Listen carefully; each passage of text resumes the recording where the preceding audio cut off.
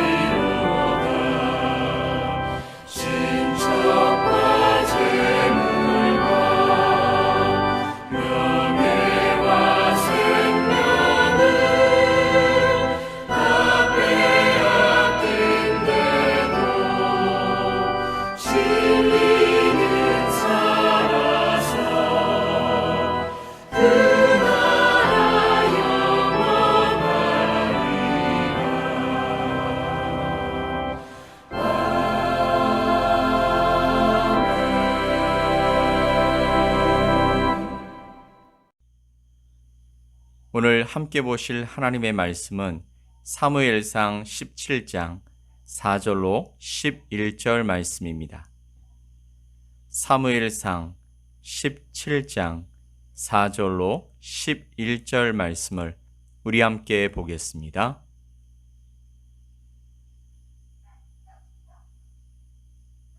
블레셋 사람들의 진영에서 싸움을 도두는 자가 왔는데 그의 이름은 골리앗이요 가드 사람이라.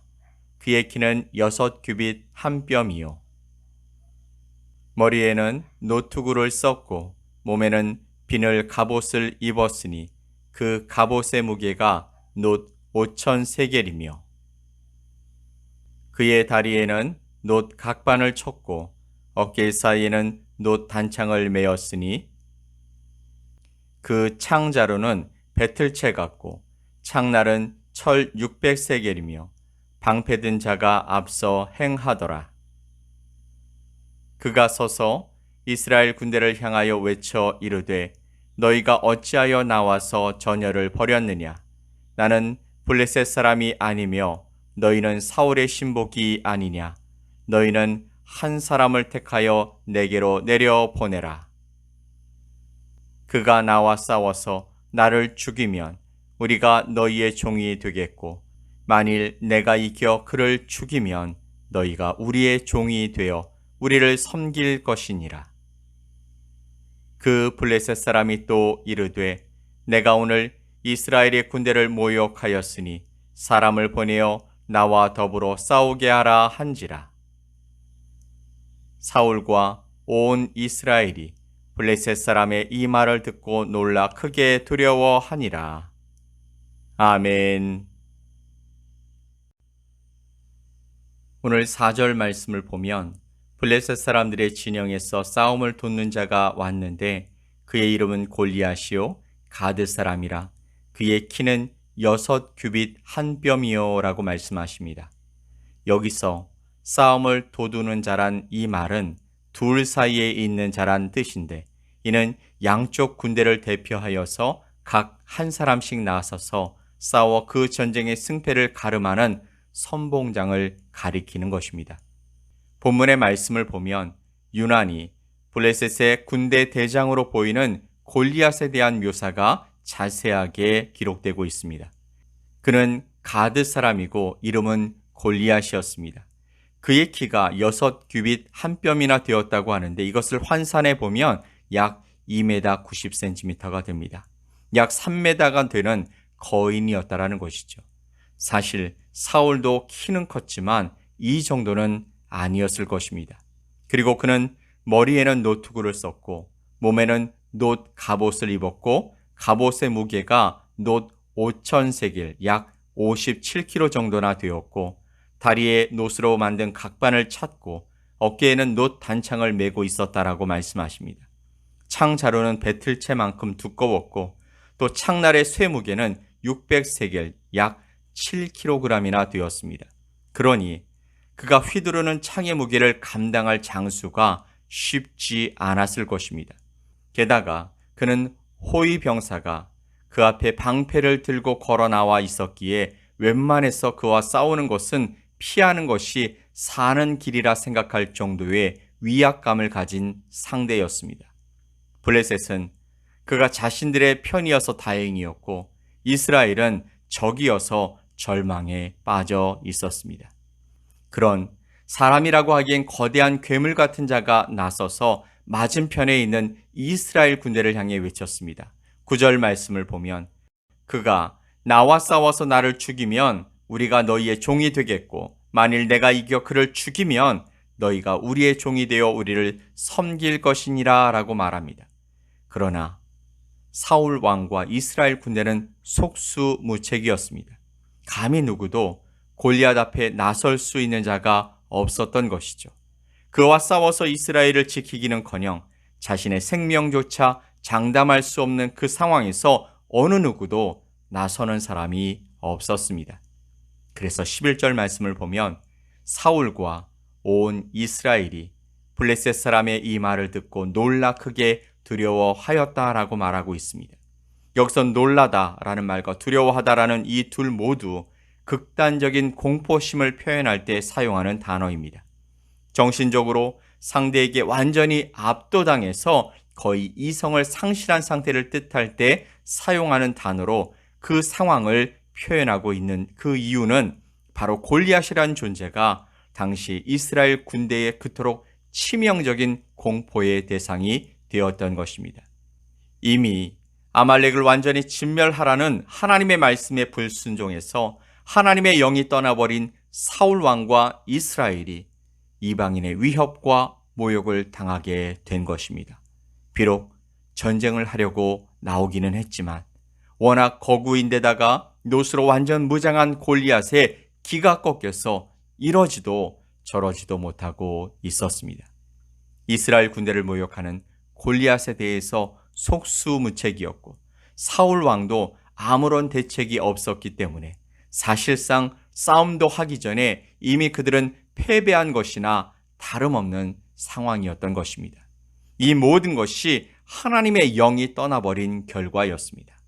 사랑하는 성도 여러분, 하나님이 우리에게 주시는 것은 두려워하는 마음이 아니라고 말씀하십니다.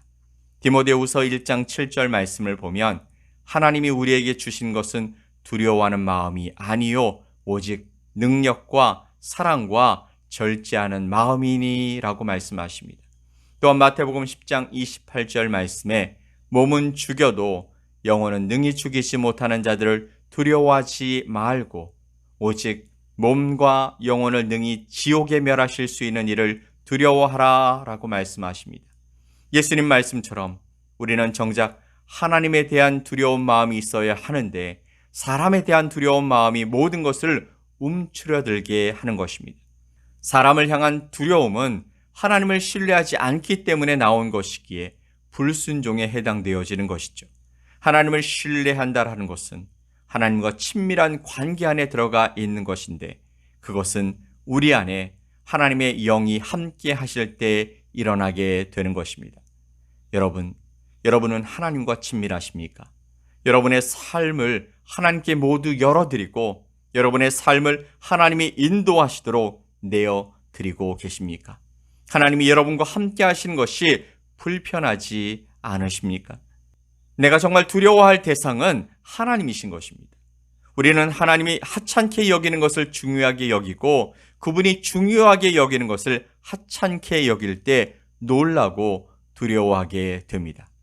정말 두려워할 자를 두려워하고 두려워하지 않을 일에 대해서 두려워하지 맙시다. 두려움은 영의 문제이기 때문입니다. 보이는 것, 그것이 실체라고 믿지만 보이지 않는 곳에서 움직이시는 하나님의 능력을 신뢰할 때 우리 앞에 하나님이 일으키시는 새로운 역사를 경험하게 될 줄 믿습니다. 오늘도 그 하나님을 붙드십시오. 그리고 하나님께 여러분의 삶의 모든 것을 맡겨 드리십시오. 여러분의 결정과 여러분이 나아가는 방향이 하나님의 손에 들려지도록 하나님의 음성에 하나님의 빛을 따라가는 복된 하루가 되시길 예수 그리스도의 이름으로 간절히 축복합니다. 아멘. 우리 함께 기도합시다. 하나님 아버지 감사합니다.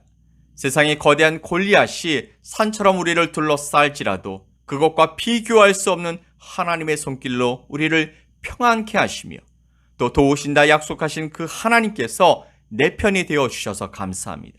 오늘 이 말씀을 다시 보면서 우리 안에 이 평안과 확신이 충만해질 수 있게 하시고 그 승리를 실제 삶 속에서 경험하며 살아갈 수 있게 하여 주시옵소서. 감사드리며 예수 그리스도 이름으로 기도 올리옵나이다. 아멘. 하늘에 계신 우리 아버지여, 이름이 거룩히 여김을 받으시오며 나라가 임하시오며 뜻이 하늘에서 이루어진 것 같이 땅에서도 이루어지이다. 오늘 우리에게 일용할 양식을 주시옵고 우리가 우리에게 죄 지은 자를 사하여 준 것 같이 우리 죄를 사하여 주시옵고 우리를 시험에 들게 하지 마시옵고 다만 악에서 구하시옵소서. 나라와 권세와 영광이 아버지께 영원히 싸움나이다. 아멘.